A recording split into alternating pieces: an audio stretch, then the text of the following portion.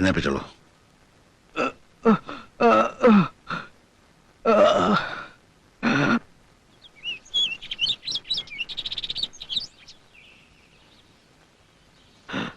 ഇനി എന്താണാവോ? ഇനി എന്താവാൻ? അല്ല, കൊണ്ടുപോട്ടെന്ന് ചോദിക്കായിരുന്നു. ആയിട്ടില്ല, കഷായം കൂടെ തരാം. അത് പാകാണേ ഉള്ളൂ. ഇരിക്ക.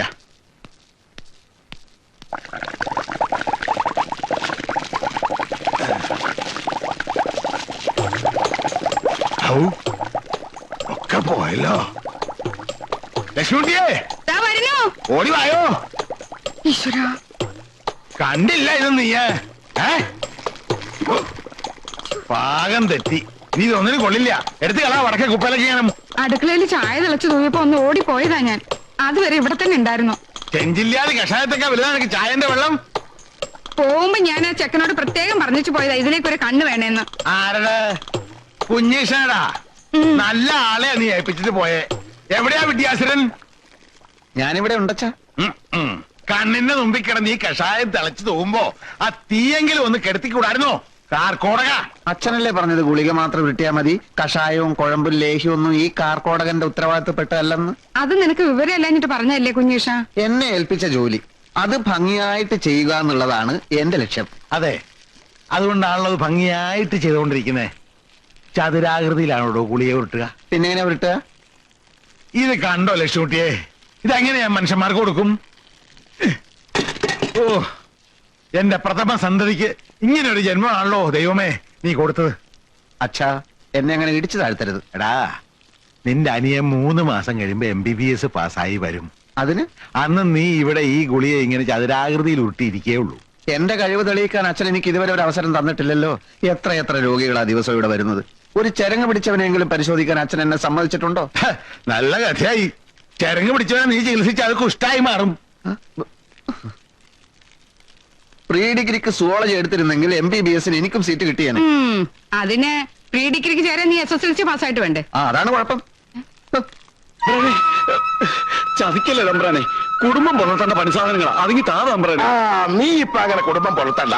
എന്റെ കാശും പലിശയും തിരിച്ചു തരാതെ ഞാനിത് തരില്ല. മാസം 6 ആയില്ലേ? നീന് പറ്റിക്കുക. നിന്റെ അച്ഛൻ കുഞ്ഞിക്കണാരാൻ വിചാരിച്ചാലും എന്നെ പറ്റിക്കാനാവില്ല. പണിയില്ലാഞ്ഞിട്ടല്ലേ തമ്പ്രാനെ പൈസ? പണിയില്ലാത്തവരെന്തിനാ പണിയായുധം? ഇത് ഇരുമ്പാ, വെറുതെ വെച്ചാ തുരുമ്പെടുക്കും. നീ എവിടെയെങ്കിലും പോയിട്ട് എന്റെ കാശി കൊണ്ടുപോവാ. അപ്പൊ ഞാനിത് 10 ആയിട്ടൊക്കെ തിരിച്ചു. വിഷു കഴിഞ്ഞിട്ട് തന്നോളാം തമ്പ്രാനെ. എന്റെ വക്കാലത്തൊന്നും വേണ്ട. എന്റെ പരക്ഷകളൊക്കെ 100 ഉറുപ്പിക ഒരു രേഖയില്ലാതെ നിനക്ക് എന്നെ വേണം ചവിട്ടാൻ. വിഷു കഴിഞ്ഞിട്ട് തരും പോലും. എന്തൊരു സത്യസന്ധത. പിറകെ നടന്ന് ശല്യം ഉണ്ടാക്കാതെ പൊയ്ക്കോ നിങ്ങള്. ഇതില്ലാണ്ട് കുടി പോയിട്ട് എന്താ തമ്പ്ര? എന്നാ പോവണ്ട. ഈ നട്ടപ്പോലെ വെയിലത്ത് ഇവിടെ തന്നെ നിന്നോ.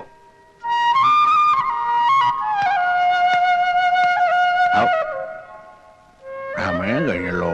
നീ എല്ലാരും നാളെ വരിക. ശരി. ആ ചെങ്ങാരമ്പള്ളിലെ 7000 മണ്ണ ഭരണിയിലെ കഷായം എടുത്ത് കൊടുക്ക. കാശോ?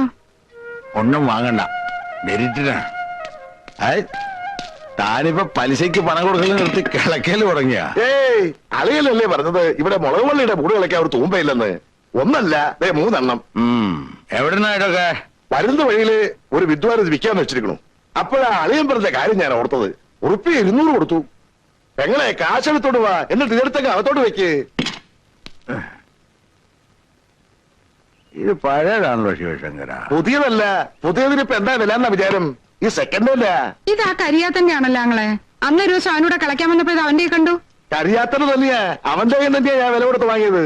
ശിവശങ്കര, താനിത് വില കൊടുത്ത് വാങ്ങിയോ അതോ പിടിച്ചിട്ടോ? എന്താ കാശും പലിശയും തന്നല്ലേ, പിന്നെ ഞാൻ എന്താ ചെയ്യാ? അളിയൻ പറയേ. വെറുതെ അല്ല തന്നെ നാട്ടുകാര് പ്രാകുന്നത്. എന്തിനാടോ ഈ വയസ്സുകാലത്ത് കണ്ടവന്റെ ഒക്കെ ശാപം വാങ്ങി തലയെ കെട്ടി വെക്കുന്നത്? കാശിന്റെ കാര്യത്തില് ഇനി കഴിയാത്തതല്ല, സാക്ഷാൽ ദുർവാസാവ് നേരിട്ട് വന്ന് ശപിച്ചാലും എനിക്ക് പ്രശ്നമല്ല. അതെ, ഈ കൊള്ള മുതൽ വിൽക്കാൻ വേണ്ടിട്ട് ആങ്ങളെ ഇപ്പൊ ഇങ്ങോട്ട് വന്നത്? അതിന് മാത്രമല്ല, നേര് പറഞ്ഞാ ഞാനിപ്പോ വന്നത് ഇന്ദിരയുടെ ഫീസിന്റെ കാര്യം പറയാനാ. ഇന്ദിരയുടെ ഫീസിന്റെ കാര്യം? അവളിപ്പോ ടൈപ്പ് അടിക്കില്ലേ? നാളെ അത്ര ഫീസ് കൊടുക്കേണ്ടത്. ഉറുപ്പിക 40 വേണ്ടത്. എന്റെ കാശില്ലേ കയ്യിൽ കൊടുക്കാൻ? അത് ഞാനാ കൊടുക്കുക, അളിയിലല്ലേ കൊടുക്കേണ്ടത്. തന്റെ മോള് ടൈപ്പ് പഠിക്കാൻ ഞാനാ പൈസ കൊടുക്ക? അതേ അവൾ ആർക്ക് വേണ്ടിയാ ടൈപ്പ് പഠിക്കണത്? എനിക്ക് വേണ്ടിയാ?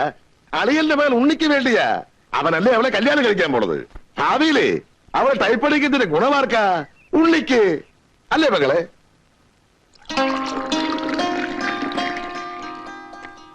താൻ പറയണതൊക്കെ എനിക്ക് മനസ്സിലാകുന്നുണ്ട്. തന്റെ മോള് എന്റെ മോൻ ഉണ്ണിയും തമ്മിലുള്ള വിവാഹം നടന്നു കാണാൻ തന്നെ പോലെ തന്നെ ധൃതിയുണ്ടിരിക്കും. പക്ഷെ മൂത്തവനായ കുഞ്ഞീഷിനെ നിർത്തിയിട്ട് എങ്ങനെയാ? നാട്ടുമര്യാദയ്ക്ക് എതിരല്ലേ ശിവശങ്കര? നാട്ടുകാരോട് പോയി പണി നോക്കാൻ പറയ. നമ്മുടെ കാര്യം തീരുമാനിക്കേണ്ടത് നമ്മളല്ലേ. അതിപ്പോ അത്ര നിർബന്ധാന്ന് വെച്ചാ കുഞ്ഞീഷിനും കൂടെ ഒരു പെണ്ണ് കണ്ടു കളയാം. രണ്ടും കൂടെ ഒരുമിച്ചങ്ങ് നടത്താം. എന്താ? ഏതായാലും 2-3 മാസം കഴിഞ്ഞ് അവനിങ്ങ് പോരല്ലേ. ഉണ്ണിയുടെ അച്ഛൻ പറയണത് പഠിപ്പ് കഴിഞ്ഞ് വന്നാലും അവൻ ഇവിടെ തന്നെ ഒരു ക്ലിനിക്ക് തുടങ്ങാലോ എന്നാ. ഒരു ഇരിപ്പുറപ്പിച്ചിട്ട് പോരെ കല്യാണക്കാരിയൊക്കെ ചിന്തിക്കുന്നത്? പോരാ, ചിന്തിക്കാനുള്ളത് അപ്പ ചിന്തിക്കണം. പട്ടണത്തിൽ പഠിക്കണ ചെറുക്കനാ, എപ്പോഴാ മനസ്സ് മാറുകയെന്നറിയില്ല. മാത്രമല്ല, പഠിപ്പും പദവിയുള്ള പയ്യന്മാരെ വലവീശി പിടിക്കാൻ ആളുണ്ടാവും പട്ടണത്തില്. പിന്നെ അളിയന്റെ നേതൃത്വങ്ങള് എന്റെ ഭാര്യ മരിക്കാൻ നേരത്ത് പറഞ്ഞത് ഇന്ദുമോളെ ഇങ്ങോട്ടേ കെട്ടിച്ചു കൊടുക്കാവുന്നല്ലേ? അല്ല, അതിനിപ്പോ ഇവിടെ ആർക്കും എതിർപ്പൊന്നും ഇല്ലാലോ. തന്നെയല്ല, അവർ രണ്ടുപേരും മനസ്സുകൊണ്ട് അടുപ്പാണിനും. ആ നിർബന്ധാച്ചാ ഒന്നിത്തളം വരെ വന്നുപോയാൽ ഞാൻ ഉണ്ണിക്ക് കത്തെഴുതാം. കുറിപ്പടി നോക്കി കൃത്യമായിട്ട് കൊടുക്കുക. ആ മരുന്നൊക്കെ കഴിക്കണം കേട്ടോ. ഓ, കുറുന്തോടിക്കൊക്കെ എന്താ ക്ഷമം. എന്നാലും ഞാൻ ഒപ്പിച്ചു, കാരക്കുന്ന് കയറി പറഞ്ഞിട്ടാണെങ്കിലും. എവിടെ നോക്കട്ടെ? ദാ. ഐ, ഇത് കുറുന്തോട്ടിയാ? കൊണ്ട് കലടോ ചൊറിഞ്ഞ് ഭ്രാന്ത് പിടിക്കണ്ടാക്കി നായിക്കൊറണയാ. ഒരു കുറുന്തോട്ടി കണ്ടാ മനസ്സിലാകത്ത നിന്നൊക്കെ എന്തിനു കൊള്ളാടാ കുതിര കണാരാ? കുറുന്തോട്ടി കണ്ടാ മനസ്സിലാവാഞ്ഞിട്ടല്ല, ഞാൻ ആദ്യം പറഞ്ഞില്ലേ കുറുന്തോട്ടി കിട്ടാനില്ല, ക്ഷാമാണെന്ന്. എടാ, നിന്നെയൊക്കെ സൃഷ്ടിച്ച എന്നെ വേണം ചവിട്ടാൻ. പോടാ എന്റെ മുമ്പിന്ന്. എന്നാ ഇതിനെ കൊണ്ടുപോ.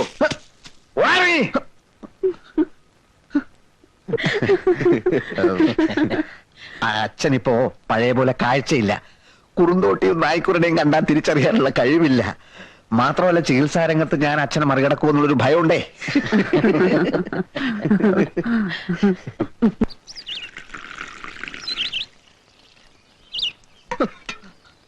കുറുന്തോട്ടിയൊക്കെ ഞാനും കുറെ കണ്ടതാ. അഷ്ടാംഗ ഹൃദയത്തിലും സഹസ്രയോഗത്തിലൊന്നും കുറുന്തോട്ടിന്റെ ഫോട്ടോ എടുത്ത് വെച്ചിട്ടില്ലല്ലോ. നിനക്കെന്താ? അയാളോട് മര്യാദക്ക് പെരുമാറാൻ പറയണം. ആരോട്? മാധവ വൈദ്യരോട്. സമയവും സന്ദർഭവും നോക്കാതെയുള്ള ചീത്ത പറച്ചിലുണ്ടല്ലോ, അത് അവസാനിപ്പിച്ചില്ലെങ്കിൽ എന്റെ സ്വഭാവം മാറും. ഭാര്യയല്ലേ, ഒന്ന് ഉപദേശിച്ചോളൂ നന്നായിട്ട്.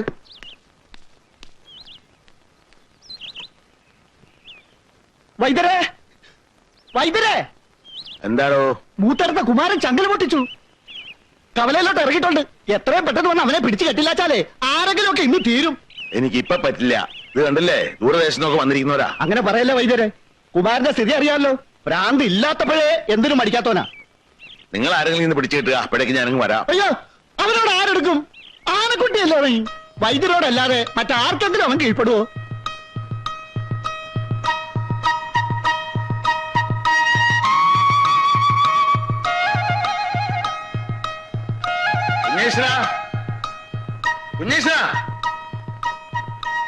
നിന്നെ അച്ഛൻ വിളിക്കുന്ന കേട്ടില്ലേ കുഞ്ഞീഷ? എന്തിനാ? ആളുകളുടെ മുമ്പിൽ വെച്ച് ചീത്ത വിളിക്കാനല്ലേ? എനിക്ക് തീരെ ടൈമില്ലെന്ന് പറഞ്ഞേക്ക്. ചീത്ത വിളിക്കാനല്ല മോനെ, നിന്നെ ഒരു ജോലി ഏൽപ്പിക്കാൻ പോവാ ഞാൻ. എന്ത് ജോലി? ഒരു ചെറിയ ജോലി. നമ്മളെ മൂത്തേരത്തെ കുമാരനെ കവലയിലേക്ക് ഇറങ്ങിയിട്ടുണ്ട്, ചങ്ങല പൊട്ടിച്ച്. അവനെ ഒന്ന് പിടിച്ചു കെട്ടോ നീ? എന്റെ അമ്മേ, നിങ്ങൾ എന്തായി പറയണേ? എളുപ്പത്തിൽ നടക്കുന്ന കാര്യമാണോ അത്? അല്ല, ഇവനല്ലേ എപ്പോഴും പരാതി പറയാൻ ഒരു അവസരവും കൊടുക്കണില്ലാന്ന്. ഇതാ അവസരം വന്നിരിക്കണു. ഏറ്റെടുത്ത് ചെയ്യട്ടെ. അല്ല, ഇതിപ്പോ ഈ കുമാരന്റെ പ്രശ്നത്തിൽ. കുമാരനൊരു പ്രശ്നവുമല്ല. ഏൽപ്പിച്ച പണി ചെയ്യാൻ ധൈര്യം ഉണ്ടോ നിനക്ക്? ധൈര്യക്കേടല്ല, ഇപ്പൊ ഈ കുമാരന്റെ ഭ്രാന്ത് എന്ന് പറയുമ്പോൾ ഈ ഉന്മാദത്തിന്റെ ഈ പിത്തക്കൂറലുള്ള പേടിയുണ്ടെ നീ അത് പറയടാ. വെറുതെ ഞഞ്ഞാന്ന് വർത്താനം പറയാതെ. ഒന്നും അറിയാത്ത ഈ ചെക്കനെ കൊണ്ട് കൊലക്ക് കൊടുക്കാൻ നിങ്ങൾ. ഒന്നും അറിയാത്ത ചെക്കനോ? അമ്മയും തുടങ്ങിയോ അച്ഛനെ പോലെ ഈ മാതിരി പ്രയോഗങ്ങള്? അച്ഛന്റെ വെല്ലുവിളി ഞാൻ സ്വീകരിക്കുന്നു. കുമാരനെ ഞാൻ തളയ്ക്കും.